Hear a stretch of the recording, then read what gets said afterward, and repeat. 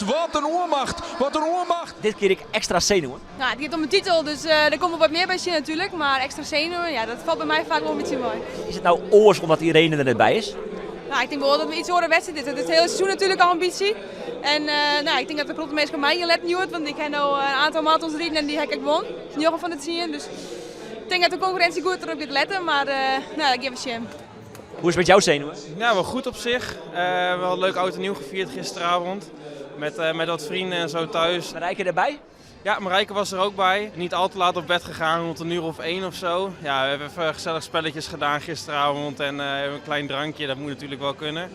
Marijke die had gewoon lekker een spaarroodje natuurlijk. Komt uit de laatste bocht. Groenewoud, wordt ze nog bedriegen? Of gaat ze makkelijk naar de overwinning? Oh jongens, wat een oermacht. Wat een oermacht. Wat een oermacht. De koninginne van de marathon. Ze flikt het. Marijke Groenewoud wint de Nederlandse titel op het IS van Tialf. Daar wie. Ja, lekker, is heel mooi. Hoe is dit? Ja, fantastisch. Ik mijn team gewoon een hele goede wedstrijd erin. En dat ik het aan oude meisjes kunnen is echt heel mooi. Wie dit het perfecte scenario? Nou, kopgroep hier heb ik ook graag gewonnen. Alleen nog, ja, iedereen die nog aardig achter elkaar aan. Dus dan met een eindsprint en dat ik wel vertrouwen. Is te vertellen wat dit maar niet doet?